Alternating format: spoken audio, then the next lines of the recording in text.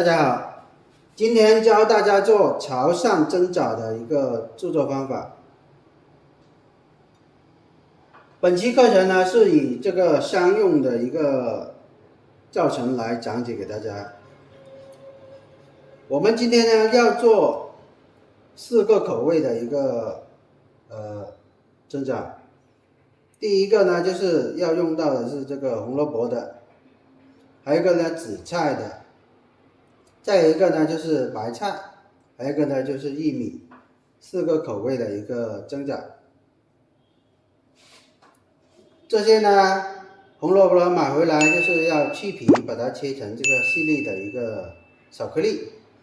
這個紫菜呢，我們要把它撕成這個小小的一個紫菜的一個顆粒，也是要把它撕碎。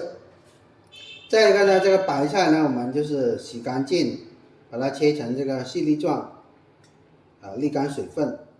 還有一個呢，就是玉米呢，就是要這個玉米粒。再一個呢，我們用到呢，這個是豬肉。豬肉的話，我們一般是用這個前腿肉，它那個肥瘦比例呢，一般是在2:8，就是2兩的肥肉配8兩的一個瘦肉，或者是3:7也可以。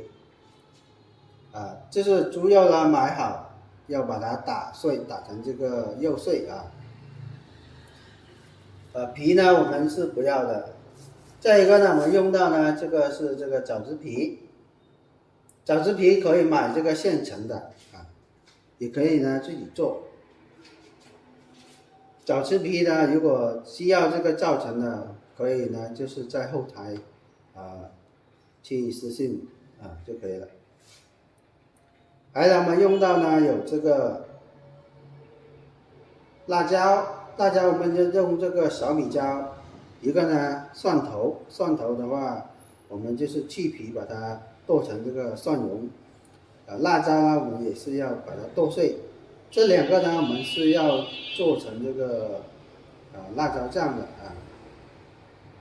這個具體的這個主料就這麼多。我們需要用到的這個調味料都有哪些呢？接下來我講給大家繼續講給大家。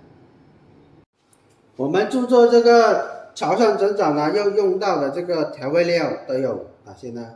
首先呢，我們用到呢有這個花生油，再一個呢就是細鹽，還有一個就是味精，味精呢是增香的一個作用。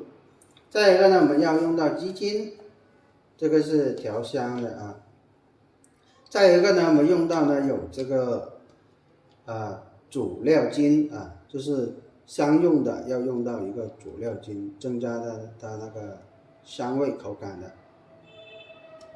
家庭用就不用了。還有一個呢，我們用到呢有這個雞粉。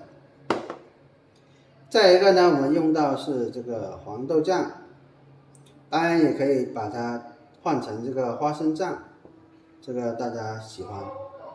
還有一個呢，我們用到呢有這個蠔油，再一個呢就是這個生抽，這些呢就是一個調味料，調製這個餡料的一個調料，包括呢製作這個醬料的時候呢，我們都是要用到這些調料。好，具體的這個原材料和調料就這麼多。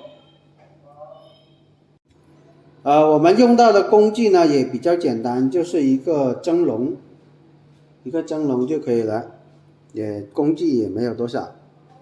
這裡就不展示，我會在這個課件裡面去標注給大家。好，接下來我們做下一步操作。